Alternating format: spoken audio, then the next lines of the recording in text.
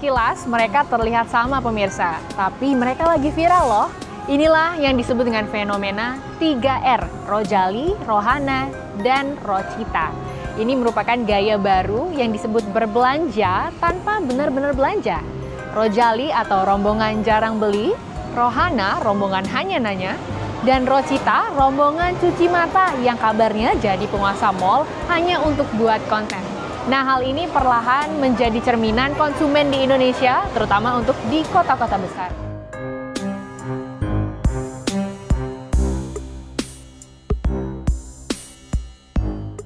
Sebenarnya sih udah tahu ya viral kayak gitu tuh di sosmed, tapi mau gimana ya, emang keadaan sekarang kayak gitu, ekonomi juga lagi surut.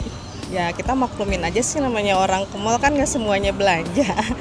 Tapi ya kalau dia nanya kita layanin, dia beli ya kita layanin, mau gimana keadaannya. Sering banget hampir tiap hari kayak gitu.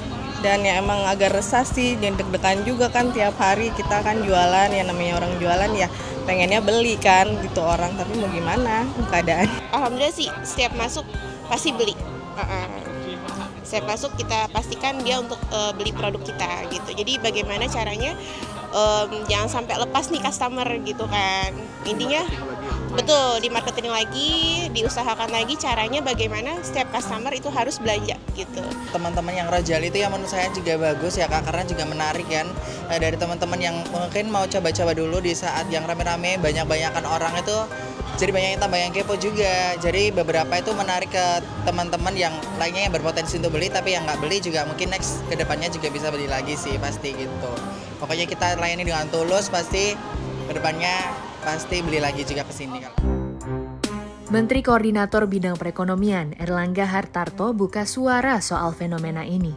Menurutnya, Rojali dan Rohana memang tren terkini dan banyak masyarakat ke mall hanya untuk makan.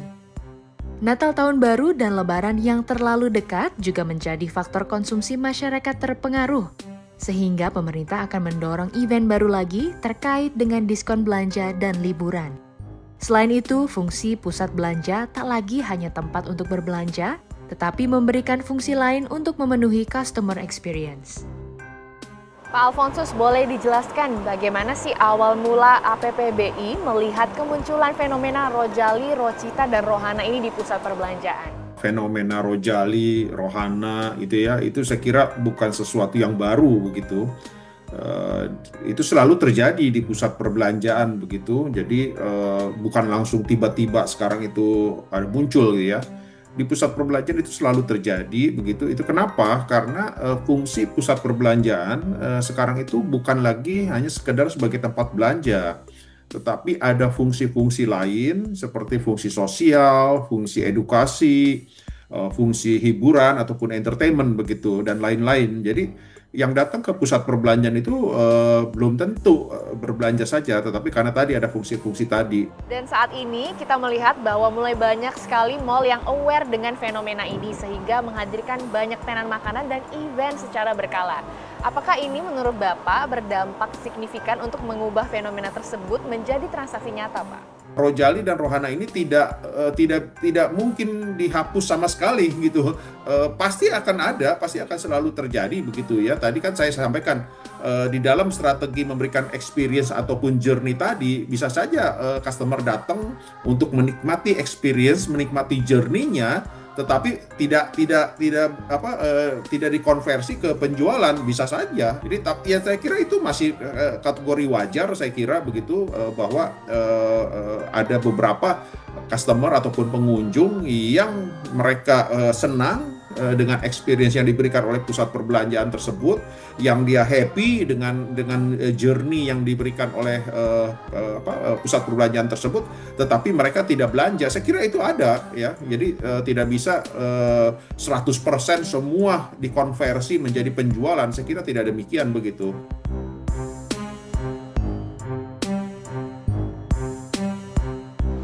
Ternyata rombongan Rojali dan teman-temannya ini pemirsa tidak hanya hadir ke mall, tapi mereka juga hadir di event-event besar belakangan ini seperti Gias dan juga Jakarta X Beauty.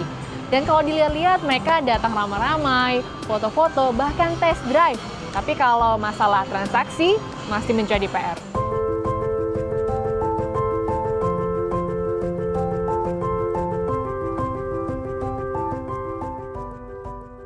Bagaimana Bapak menilai dampak kehadiran pengunjung yang hanya sekedar window shopping atau selfie di booth otomotif terhadap kinerja pameran dan penjualan unit, Pak? Gini, semua pengunjung mau Rojali, mau yang lain-lain, ada yang Romusa juga ya. Kita hargai karena effortnya luar biasa mereka datang ke pameran Gias ini ya. Dan sebetulnya hampir 10 tahun ini kita lakukan Gias di ASBSD. Pengunjungnya luar biasa dan kita menghargai itu. Nah, main objektif atau objektif utama dari Gias itu sendiri adalah untuk memberikan penjelasan, gambaran kepada masyarakat mengenai perkembangan teknologi industri kendaraan bermotor di global. Nah, ini yang menjadi poin utama, dan kalau mereka datang dan kemudian melihat, tentunya ini juga bagus. Kalau kemudian mereka datang dan memilih kendaraan, itu juga lebih bagus juga ya. Karena untuk membuat komitmen untuk membeli kendaraan, untuk menjadikan transaksi, itu adalah tahapan yang berikutnya lagi. Lalu apakah industri otomotif melihat fenomena ini sebagai bagian dari perubahan pola marketing? Misalnya dengan menyiapkan spot-spot interaktif yang tidak melulu jualan, Pak? Ya, menarik sekali. Terlepas apakah mereka melihat saja, karena tadi melihat saja itu adalah bagian dari proses individu untuk membangun mimpi mereka. Mereka punya mimpi, kemudian melihat objek-objeknya. Dalam hal ini adalah kendaraan bermotor dengan teknologi terbaru ya. Dan itu juga kita hargai. Karena nggak dalam sekejap, ini kan bukan impulsif transaction ya. Saya melihatnya Rojali ini adalah dari sisi positif ya. Tidak melihat sebagai anekdot yang untuk bahan lelucon, tapi ini sesuatu yang serius karena dalam komitmen untuk membeli kendaraan bermotor memang perlu proses untuk memahami mana yang dipilih sesuai dengan kemampuan, sesuai dengan teknologi yang diinginkan dan sebagainya. Banyak faktor yang harus dipertimbangkan. Namun semuanya tersedia di sini. Jadi diberi kesempatan, silakan membuat keputusan yang sangat bijak. Karena komitmennya bukan hanya kali ini, tapi bisa berlangsung sampai 3-4 tahun yang akan datang. Melihat peluang ini, beberapa pelaku usaha mulai beradaptasi. Mereka menghadirkan berbagai pengalaman langsung yang bukan hanya menarik perhatian, tapi juga menanamkan kesan. Karena dalam dunia pemasaran modern, experience bisa lebih kuat dari promosi biasa. Rojali, Rohana, dan Rosita mungkin cuma julukan, tapi mereka mewakili gaya hidup yang terus berubah. Tantangannya bagaimana pelaku usaha memanfaatkan tren ini untuk menjadi transaksi yang nyata. Dari Jakarta, Diajeng Aulia dan juru kamera Ridwan, CNBC Indonesia, Beyond Business.